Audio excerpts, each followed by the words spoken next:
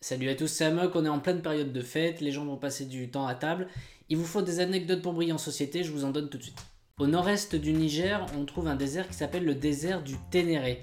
Et comme son nom l'indique, dans un désert, il y a assez peu de végétation en général. Sauf que dans le désert du Ténéré, on pouvait y trouver un arbre, un acacia pour être plus précis, qui était au milieu de nulle part. L'oasis la plus proche, elle était à plus de 150 km. Pendant la Seconde Guerre mondiale, il y a des soldats qui ont creusé un puits à côté de cet arbre, et c'est comme ça qu'on a découvert que ses racines allaient jusqu'à 30 mètres en profondeur. Et du coup, elles avaient réussi à atteindre une nappe phréatique. Donc cet arbre aurait pu vivre comme ça pendant encore un moment, mais en 1973, il y a un camionneur libyen qui va percuter l'arbre avec son camion. Alors a priori par accident, et très certainement parce qu'il était bourré. Le mec avait tout le désert pour rouler, maintenant il va quand même s'encastrer dans le seul arbre à 150 km à la ronde. Alors l'arbre a été remplacé par un arbre en métal, à la fois pour se souvenir de cet arbre un peu hors du commun, mais aussi parce que l'arbre servait de repère pour les camionneurs.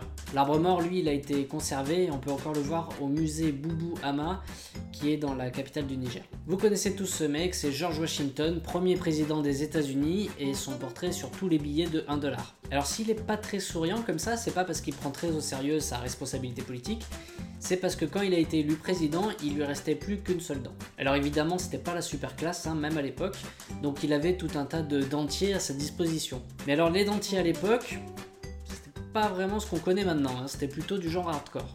Ceux-là, par exemple, ont appartenu à George Washington. Le docteur John Greenwood avait notamment créé un dentier en ivoire d'hippopotame, et il a utilisé de vraies dents de vache, d'âne, de cheval et d'esclaves. On sait de sources sûres que Washington a au moins acheté 9 dents d'esclaves et il avait lui-même plusieurs centaines d'esclaves sur son exploitation. Et il était réputé très sévère avec eux, je pense que je vous en reparlerai un jour, donc on peut imaginer plein d'autres dentiers dans ce style-là. Il faut savoir que ce dentier fonctionnait avec 2 ressorts qui étaient très bruyants et ça déformait la mâchoire, donc il faut vraiment imaginer la gueule du type qui porte ça, qui fait un boucan pas possible quand il mâche, et qui est président des États-Unis.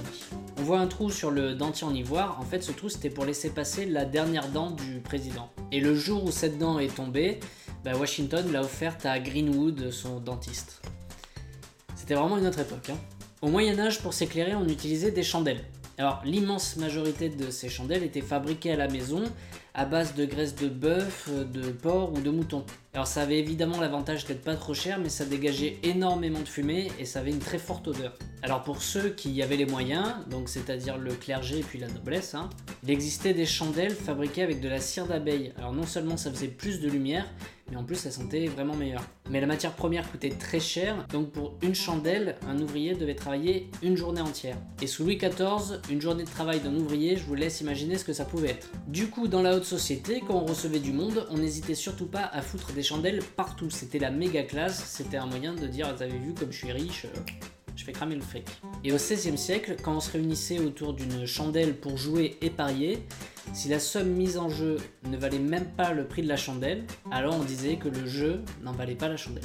Alors d'autres sources disent que ça viendrait du XVIIIe siècle et qu'on l'utilisait au théâtre pour dire qu'une pièce avait moins rapporté que le prix des chandelles qu'on avait utilisées pour éclairer. Mais bon, on trouve des traces de cette expression bien avant le XVIIIe, donc a priori c'est la première version qui est la bonne. Et pour finir, l'anecdote que je viens de vous raconter m'en rappelle une autre. À peu près à la même époque, les personnes les plus riches autorisaient le personnel de maison à récupérer les chandelles quasiment terminées pour que eux puissent les réutiliser. Et c'est de là qu'est née l'expression « faire des économies de bouts de chandelle ». En fait, c'est une expression hyper condescendante. Les riches utilisaient ça pour se foutre de la gueule des pauvres, quoi.